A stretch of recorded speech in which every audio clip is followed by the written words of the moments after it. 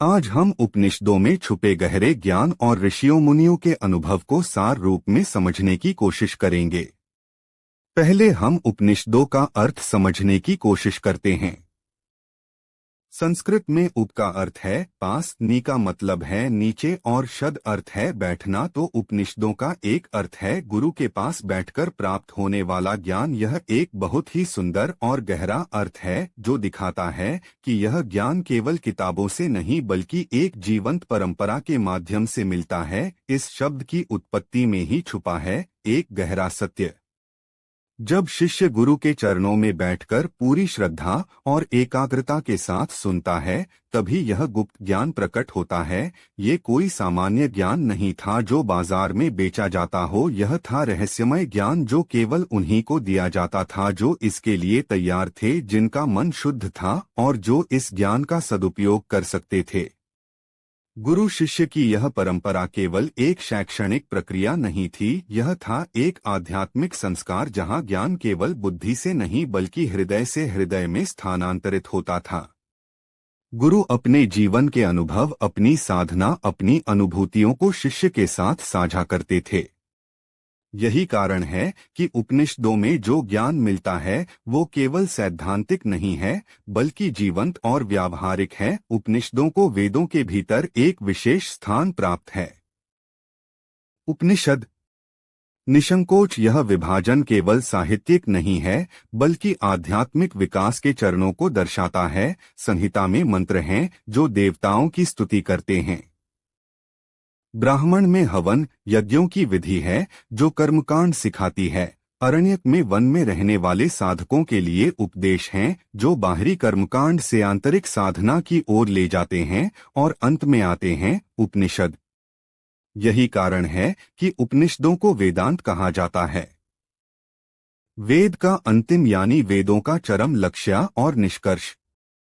लेकिन वेदांत का मतलब सिर्फ यह नहीं है कि यह वेदों के अंत में आते हैं। इसका गहरा अर्थ यह है कि यह वेदों के सारे ज्ञान का सार है, उसका चरम बिंदु है। जैसे एक नदी समुद्र में मिलकर अपनी पूर्णता पाती है, वैसे ही वेदों का सारा ज्ञान उपनिषदों में आकर अपनी पूर्णता पाते हैं। यहाँ हम कर्मकांड से आगे बढ़कर ज्ञान की उस अवस्था में पहुँचते हैं जहाँ आत्मा और परमात्मा का मिलन होता है। वेदों की ये यात्रा बहुत ही सुंदर है। पहले हम बाहरी देवताओं की पूजा करते हैं, फिर यज्ञों के माध्यम से उनसे जुड़ने की कोशिश करते हैं, फिर धीरे धीरे समझते हैं कि असली देवता हमारे भीतर ही है। महिलाओं के नाम उपनिषदों में आदर के साथ लिए गए हैं। गार्गी ने महान ऋषि याज्ञवल्क्य जिसने ब्रह्मा के बारे में ऐसे सवाल पूछे थे कि वे भी चकित रह गए थे। मैत्री ने अपने पति याज्ञवल्क्य जिसने कहा था कि वे धन संपत्ति नहीं चाहती बल्कि अमरता का ज्ञान चाहती है। ये उदाहरण दिखाते हैं कि उस समय महिलाओं को भी उच्चतम आध्यात्मिक ज्ञान प्राप्त करने का अधिकार था। उपनिषदों की सबसे अनोखी बात यह है कि यह हजारों सालों तक केवल मौखिक परंपरा के माध्यम से संरक्षित रहे। आज के युग में जब हम हर छोटी बात को लिखकर रखते हैं तो यह कल्पना करना मुश्किल है कि इतने गहरे और जटिल दार्शनिक विचार केवल स्मृति के सहारे कैसे सुरक्षित रहे। गुरु अपने शिष्यों को ये श्लोक को गहराई से याद कराते थे और शिष्य इन्हें अपने शिष्यों को सिखाते थे। यह एक अविश्वसनीय उपलब्धि है कि बिना किसी लिखित रूप के केवल स्मृति के बल पर यह गहन दार्शनिक ग्रंथ पीढ़ी दर पीढ़ी सुरक्षित रहे। इस मौखिक परंपरा के पीछे कोई कारण थे। पहला तो यह था कि उस समय लेखन कला इतनी विकसित नहीं थी। दूसर, यह माना जाता था कि पवित्र ज्ञान को लिखा नहीं जाना चाहिए क्योंकि इससे उसकी पवित्रता कम हो जाती है। तीसरा और सबसे महत्वपूर्ण कारण यह था कि मौखिक परंपरा से ज्ञान जीवंत रहता था। जब गुरु शिष्य को उपनिषद की शिक्षा देता था तो वह केवल शब्दों को नहीं बल्कि उसके भाव, उसकी आत्मा को भी स्थानांतरित करता था। गुरु के चेहरे के भाव, उसकी आवाज का उतार चढ़ाव, उसकी आंखों की चमक, ये सब कुछ शिष्य के मन पर गहरा प्रभाव डालता। दूसरा, पवित्र ज्ञान को लिखा नहीं जाना चाहिए क्योंकि इससे उसकी पवित्रता कम हो जाती है। तीसरा और सबसे महत्वपूर्ण कारण यह था कि मौखिक परंपरा से ज्ञान जीवंत रहता था। जब गुरु शिष्य को उपनिषद की शिक्षा देता था तो वह केवल शब्दों को नहीं बल्कि उसके भाव, उसकी आत्मा को भी स्थानांतरित करता था। गुरु के चेहरे के भाव, उसकी आवाज का उतार चढ़ाव, उसकी आंखों की चमक, ये सब कुछ शिष्य के मन पर गहरा प्रभाव डालते थे। शिष्य को न केवल यह पता चलता था कि क्या कहा गया है, बल्कि यह भी समझ आता था कि इसे कैसे जीना है। यही कारण है कि उपनिषदों में जो ज्ञान है वह केवल बौद्धिक नहीं है, बल्कि अनुभवजन्य है। यह वह ज्ञान है जो जीवन को बदल देता है, जो व्यक्ति के पूरे व्यक्तित्व को रूपांतरित कर देता है। मौखिक परंपरा की एक और खूबसूरती यह थी कि हर गुरु अपने अनुभव के अनुसार इन शिक्षाओं को थोड़ा अलग तरीके से प्रस्तुत करता था। मूल संदेश वही रहता था, लेकिन उसकी व्याख्या और प्रस्तुति में विविधता होती थी। इससे यह शिक्षाएं और भी समृद्ध होती गई। हर गुरु अपने शिष्यों की प्रकृति के अनुसार इन्हें समझाता था, जिससे यह शिक्षाएं हर व्यक्ति के लिए प्रासंगिक बन जाती थी। अब आते हैं उपनिषदों के वर्गीकरण पर। परंपरागत रूप से उपनिषदों को दो मुख्य श्रेणियों में बांटा जाता है, मुख्य उपनिषद और गौड़ उपनिषद। मुख्य उपनिषद वे हैं जिन पर आदि शंकराचार्य ने भाष्य लिखा है। यह कुल 13 है। ईश, केनकट, प्रश्न, मुंडाक, मांडुक्य, ऐत्रेय, छांदोग्य, बृहदारण्यक, श्वेताश्वतन, कौशिकी और मैत्रेयानी। इन्हें प्रधान उपनिषद भी कहते हैं क्योंकि इनमें वेदांत दर्शन के मूल सिद्धांत सबसे स्पष्ट रूप में मिलते हैं। यज्ञ में दान की गई वस्तुओं की गुणवत्ता पर सवाल उठता है। गुस्से में आकर उसका पिता कहता है कि मैं तुझे मृत्यु को दे दूंगा। नचिकेता ऐसे गंभीरता से देखता है और यमराज के पास चला जाता है। वहां वो यमराज से आत्मा की अमरता के बारे में पूछता है। यमराज उसे तरह तरह के प्रलोभन देते हैं, लेकिन नचिकेता अडिग रहता है। अंत में यमराज उस आत्मा का ज्ञान देते हैं। उपनिषदों में त्याग और भोग के बीच संतुलन की बात कही गई है। इसका पहला मंत्र ही बहुत प्रसिद्ध है, ईशावास्यमिदं सर्वं यत् किंचित जगत्यम्। संसार की हर चीज में ईश्वर का वास है। यह उपनिषद सिखाता है कि हमें संसार का त्याग नहीं करना है, बल्कि संसार में रहते हुए भी उससे अनासक्त रहना है। उपनिषद में इंद्रियों और मन की सीमाओं के बारे में बात की गई है। यह बताता है कि ब्रह्मा को इंद्रियों या मन से नहीं जाना जा सकता क्योंकि वो इन सबसे परे हैं, लेकिन फिर भी यह वही शक्ति है जो इंद्रियों और मन को चलाती है। गौड़ उपनिषदों की संख्या बहुत अधिक है। कुछ परंपराओं के अनुसार यह 108 तक है। यह बाद के काल में रचे गए और इनमें विभिन्न संस्कृतियों और योग पद्धतियों की शिक्षाएं मिलती हैं। हालांकि यह मुख्य उपनिषदों जितने प्राचीन नहीं हैं, फिर भी इनमें बहुत मूल्यवान ज्ञान है। यह उपनिषद दिखाते हैं कि कैसे मूल वेदांत के सिद्धांत को अलग अलग संस्कृतियों ने अपने तरीके से समझा और व्याख्या किया। गौड़ उपनिषदों को विषय के आधार पर कई समूहों में बांटा जा सकता है। यह वर्गीकरण बहुत दिलचस्प है क्योंकि यह दिखाता है कि कैसे अलग अलग आध्यात्मिक मार्गों के लोगों ने उपनिषदों के मूल संदेश को अपने अनुकूल बनाया। शैव उपनिषदों में शिव की उपासना और शैव दर्शन की शिक्षाएं हैं। यह उपनिषद शिव को परम सत्य के रूप में प्रस्तुत करते हैं और बताते हैं कि कैसे शिव की भक्ति और ध्यान के माध्यम से मोक्ष प्राप्त किया जा सकता है। शिव यहाँ केवल एक देवता नहीं है, बल्कि परम चेतना के प्रतीक है। उनका तांडव नृत्य सृष्टि के चक्र का प्रतीक है और उनकी समाधि परम शांति का प्रतीक है। शैव उपनिषदों में योग की बहुत गहरी चर्चा मिलती है। यहाँ योग को केवल शारीरिक व्यायाम नहीं माना गया है, बल्कि चेतना के उन्नयन का साधन माना गया है। शिव को आदि योगी कहा गया है, जिन्होंने सबसे पहले योग की शिक्षा दी थी। इन उपनिषदों में कुंडलिनी योग, राजयोग की विस्तृत चर्चा मिलती है। ये मानव और मानव समाज के लिए बहुत ही उपयोगी है। शक्ति उपनिषदों में देवी की महिमा और शक्ति उपासना का वर्णन मिलता है। देवी उपनिषद, सीता उपनिषद, त्रिपुरा उपनिषद, भावना उपनिषद इस श्रेणी के प्रमुख ग्रंथ है। यह उपनिषद दिखाते हैं कि कैसे परम सत्य का स्त्री रूप भी उतना ही महत्वपूर्ण है जितना पुरुष रूप। यहाँ शक्ति को केवल माया नहीं बल्कि सृजनशील चेतना के रूप में दिखाया गया है। शांत दर्शन में एक बहुत ही गहरी बात यह है कि यह दिखाता है कि सृष्टि की शक्ति स्त्री के पास है। ऋषभ इस श्रेणी के प्रमुख ग्रंथ हैं।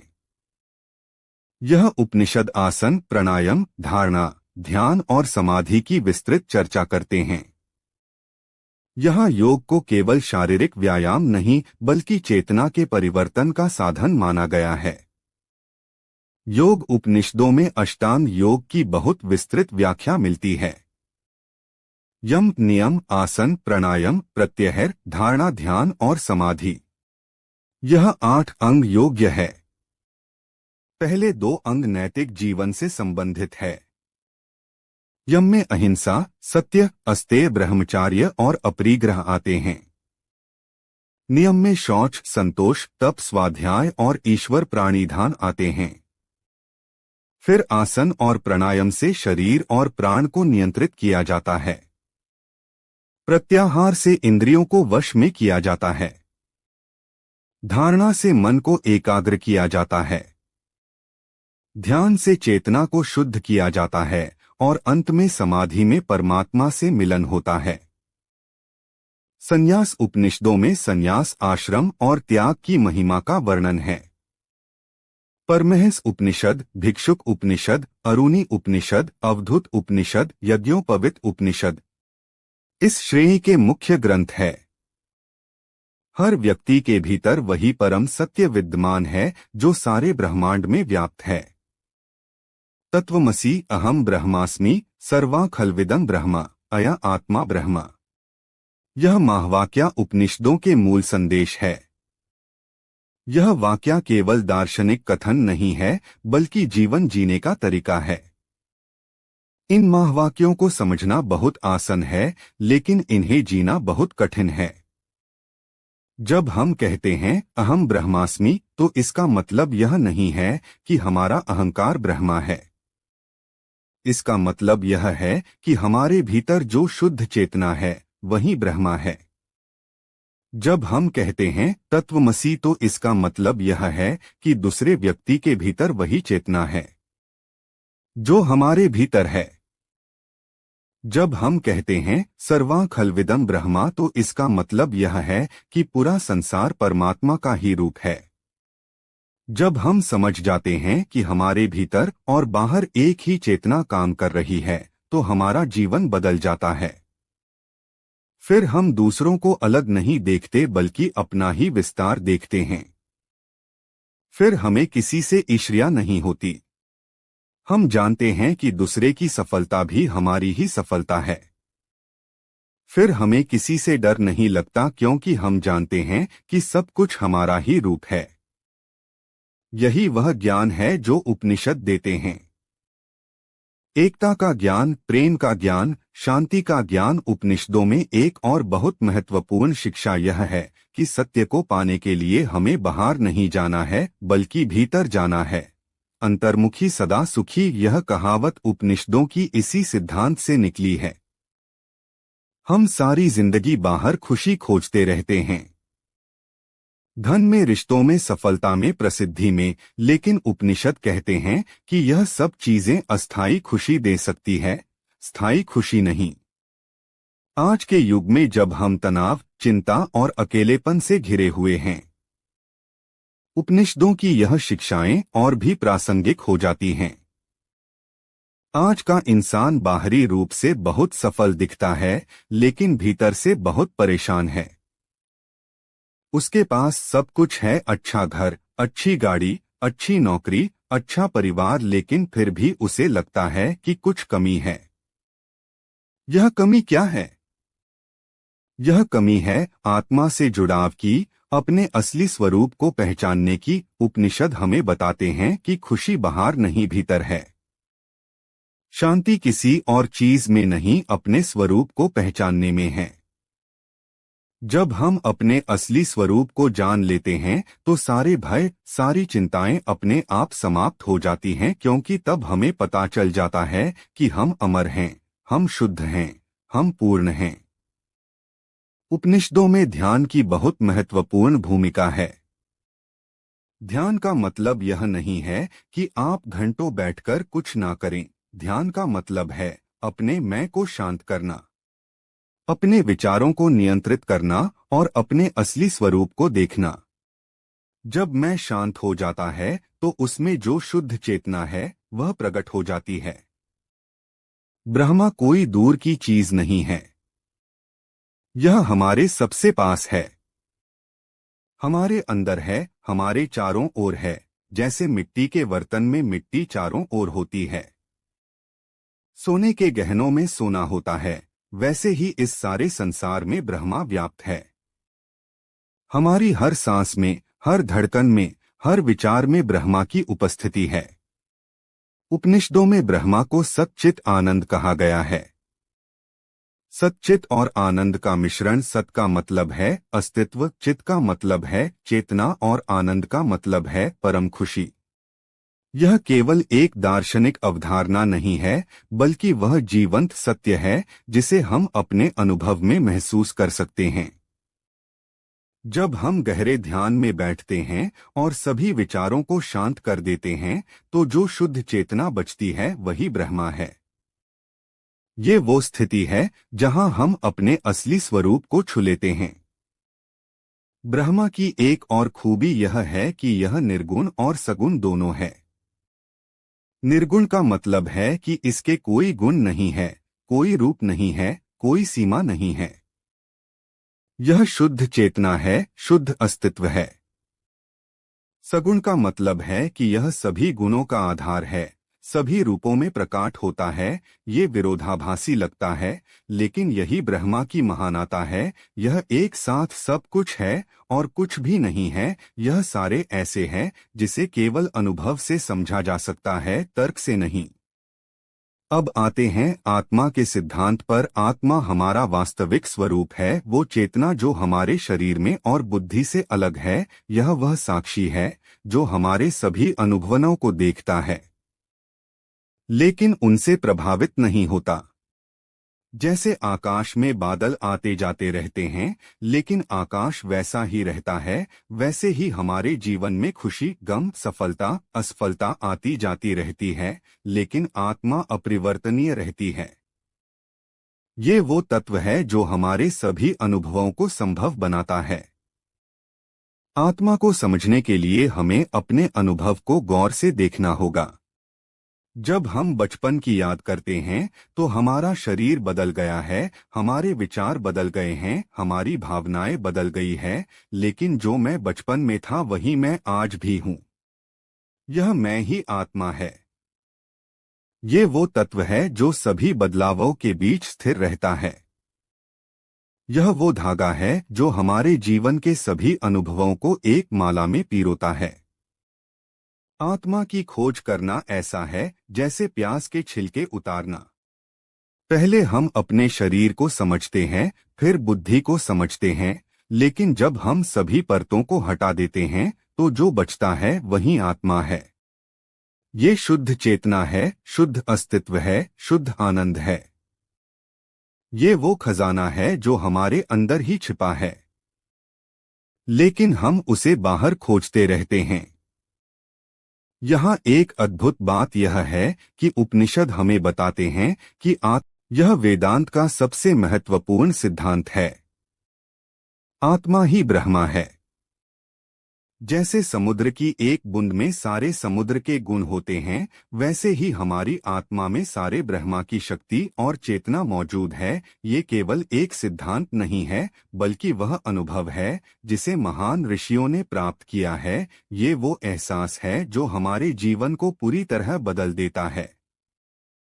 यह समझना कि आत्मा और ब्रह्मा एक है, जीवन को पूरी तरह बदल देता है। अचानक हम समझ जाते हैं कि हम अकेले नहीं हैं, हम उस अनंत शक्ति का हिस्सा है जो सारे ब्रह्मांड को चलाती है। हमारे अंदर वही चेतना है जो सूरज को धमकाती है, फूलों को खिलाती है और पक्षियों को गुण सिखाती है। हम उस महान नाटक के अभिनेता हैं जिसका निर्देशक स्वयं ब्रह्मा है। लेकिन फिर सवाल यह उठता है कि अगर हम सब ब्रह्मा हैं तो फिर हम अपने को अलग और सीमित क्यों महसूस करते हैं? इसका जवाब माया के सिद्धांत में मिलता है। माया का मतलब यह नहीं है कि संसार झूठा है। माया का अर्थ यह है कि हम वास्तविक को गलत तरीके से देखते हैं। यह वह शक्ति है जो सत्य को छुपाती है और भ्रम पैदा करती है। जैसे रेगिस्तान में मरीचिका दिखती है या रस्सी को अंधेरे में सांप समझ लेते हैं, वैसे ही हम अपने वास्तविक स्वरूप को भूलकर खुद को शरीर और मैं समझ लेते हैं। माया वो शक्ति है जो एक ही सत्य को अनेक रूपों में दिखाती है। यह ना तो पूरी तरह सच है ना पूरी तरह झूठ। यह एक रहस्यमय शक्ति है जो ब्रह्मा से ही निकलती है। यह वह जादू है जो एक को अनेक दिखाता है। माया को समझने के लिए एक और उदाहरण लेते हैं। जब हम सिनेमा देखते हैं तो पर्दे पर केवल रोशनी और छाया का खेल होता है, लेकिन हमें लगता है कि वहाँ लोग हैं, कहानी है, भावनाएं हैं। हम हंसते हैं, रोते हैं, डरते हैं। यह माया का ही खेल है। पर्दा वास्तविक है, रोशनी वास्तविक है, लेकिन जो कहानी दिखती है वो माया है। वो ना तो पूरी तरह सच है ना पूरी तरह झूठ। अलग अलग लोग, अलग अलग चीजें, अलग अलग समस्याएं, यह सब माया का खेल है। जब हम इसे समझ जाते हैं तो हमारा डर कम हो जाता है, चिंता कम हो जाती है। हम समझ जाते हैं कि जो समस्याएं हमें बड़ी लगती है वे भी माया का हिस्सा है। माया को समझना बहुत महत्वपूर्ण है, क्योंकि जब तक हम इसे नहीं समझते तब तक हम दुरहक और भ्रम में फंसे रहते हैं। जब हम समझ जाते हैं कि हमारी सभी समस्याएं, चिंताएं माया के कारण है, तो हमें शांति मिलने लगती है। यह ऐसा है जैसे सपने में हम डरते हैं, लेकिन जागने पर पता चलता है कि वह केवल सपना था। माया की समझ हमें जगाती है और दिखाती है कि हमारे सारे डर और चिंताएं केवल भ्रम थी। माया की 3 शक्तियां हैं: आवरणी शक्ति, विक्षेप शक्ति और प्राक्षेप शक्ति। आवरणी शक्ति हमारे वास्तविक स्वरूप को ढक देती है, जैसे बादल सूरज को ढक देते हैं। विक्षेप शक्ति हमारे मैं को इधर उधर भटकाती है, जैसे हवा में पट्टे उड़ते रहते हैं। प्राक्षेप शक्ति गलत चीजों को सच दिखाती है, जैसे रस्सी में सांप दिखता है। जब हम इन तीनों शक्तियों को समझ जाते हैं तो हम माया के जाल से निकल सकते हैं। इसी समझ से हमें मोक्ष का मार्ग दिखता है। मोक्ष का मतलब है अज्ञान और पुनर्जन्म से मुक्ति।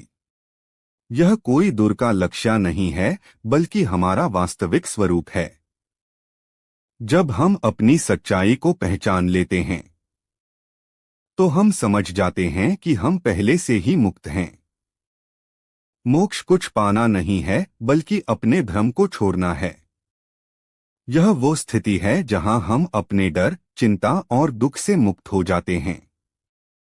मोक्ष के 4 साधन हैं, जिन्हें साधन चतुष्टय कहते हैं। पहला है विवेक, सत्य और असत्य में भेद करना। यह वो बुद्धि है जो स्थायी और अस्थायी में अंतर कर सकती है।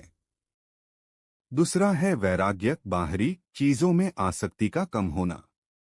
यह कोई उदासीनता नहीं है, बल्कि स्वतंत्रता है।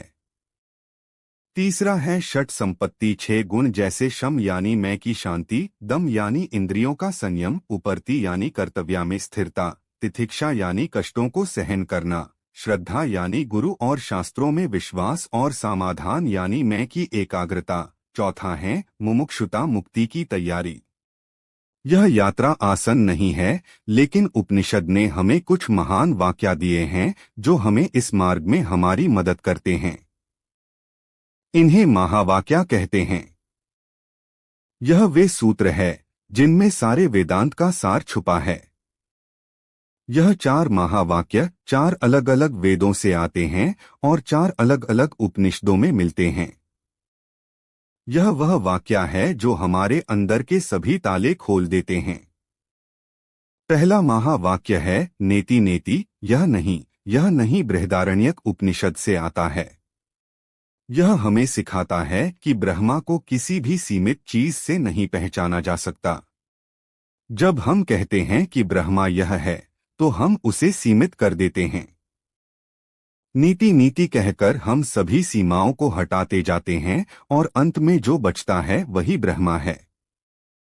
यह एक गहरी खुदाई है जहां हम सब कुछ हटाकर सत्य तक पहुंचते हैं। यह एक बहुत गहरी साधना है। जब हम अपने बारे में सोचते हैं तो कहते हैं, मैं यह शरीर नहीं हूं नेति नेति, मन यह मैं नहीं हूं नेति नेति, मैं यह विचार नहीं हूं नेति नेति, मैं यह भावनाएं नहीं हूं नेति नेति। धीरे धीरे सब कुछ हटाते जाने पर जो बचता है वही हमारा वास्तविक स्वरूप है। यह ऐसा है जैसे मूर्तिकार पत्थर को तराश कर मूर्ति बनाता है। वो पत्थर को नहीं जोड़ता बल्कि अनावश्यक हिस्सों को हटाता है। दूसरा महावाक्य है, अहम ब्रह्मास्मि, मैं ब्रह्मा हूँ। यह बृहदारण्यक उपनिषद से ही आता है। यह सबसे शक्तिशाली घोषणा है। जब हम गहराई से इसे समझते हैं तो हमारी पूरी पहचान बदल जाती है। हम अपने को छोटा, कमजोर या सीमित नहीं समझते बल्कि उसे अनंत चेतना के रूप में पहचानते हैं जो सब कुछ में व्याप्त है। यह केवल इस अहंकार की घोषणा नहीं है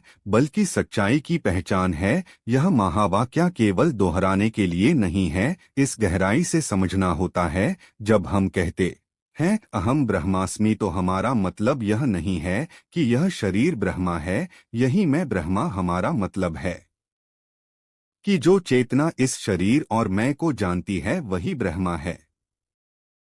यह हुआ अनुभव है जो हमारे अंदर के द्वारा को खोल देता है और हमें अपनी असली शक्ति का एहसास कराता है।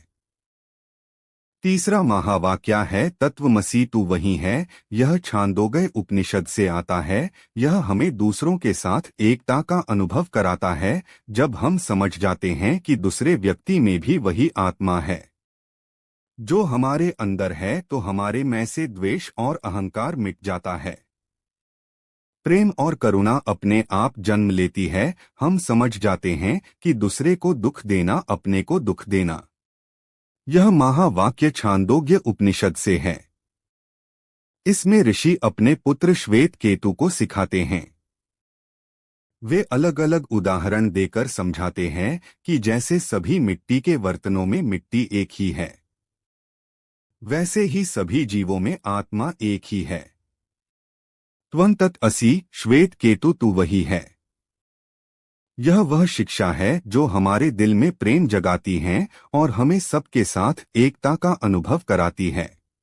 चौथा महावाक्य है, प्रज्ञाम ब्रह्मा, चेतना ही ब्रह्मा है। ये ऐतरेय उपनिषद से आता है। यह हमें बताता है कि जो चेतना हमारे अंदर है वही सारे ब्रह्मांड की चेतना है।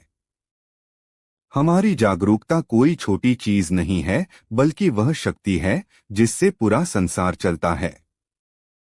यह वह सूत्र है जो हमें अपनी चेतना की महानता का एहसास कराता है। चेतना ही वह तत्व है जो सब कुछ को जानता है। बिना चेतना के ना कोई अनुभव होता है ना कोई ज्ञान होता है। यह चेतना ही ब्रह्मा है।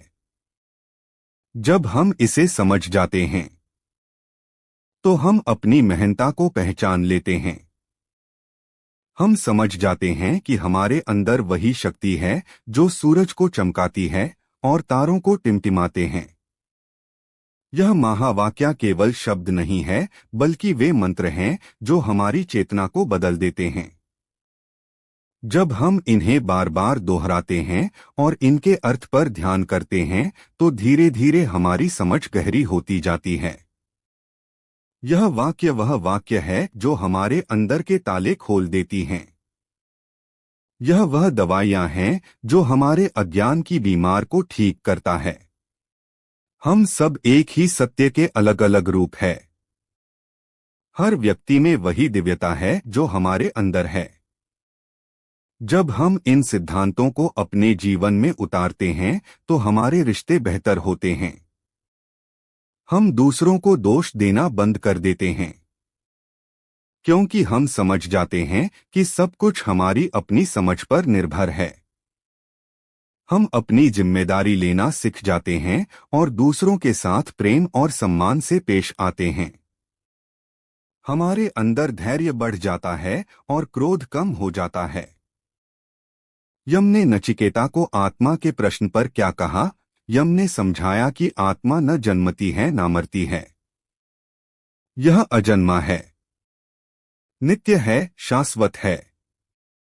यम ने एक सुंदर उपमा दी, जैसे व्यक्ति पुराने कपड़े उतारकर नए पहनता है, वैसे ही आत्मा पुराने शरीर को छोड़कर नया शरीर धारण करती है। मृत्यु केवल कपड़े बदलने जैसी है, व्यक्ति वैसा ही रहता है। आत्मा को हथियार काट नहीं सकता, आग जला नहीं सकती, पानी गिला नहीं कर सकता, हवा सुखा नहीं सकती। यह सबसे सूक्ष्म है, फिर भी सबसे विशाल है। यह हर जगह है, फिर भी कहीं नहीं है। यह सबके भीतर है, फिर भी सबसे अलग है। यम ने यह भी बताया कि आत्मा को केवल बुद्धि से नहीं जाना जा सकता। यह तो अनुभव की बात है। जैसे शहद का स्वाद जानने के लिए उसे चखना पड़ता है, वैसे ही आत्मा को जानने के लिए उसका अनुभव करना पड़ता है। यम कहता है कि हे नचिकेता, शरीर एक रथ है, आत्मा रथी है, बुद्धि सारथी है, मन लगाम है और इंद्रियां घोड़े हैं। अगर सारथी कुशल है, लगाम मजबूत है, तो घोड़े नियंत्रण में रहते हैं और रथ सही दिशा में जाता है।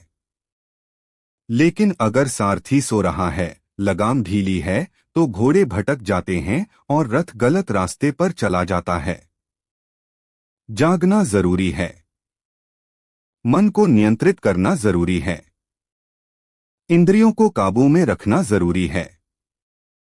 यम ने नचिकेता को यह भी बताया कि आत्मा को पाने के लिए 3 उपाय है: श्रवण, मनन और निदिध्यासन। पहले सुनना, फिर समझना।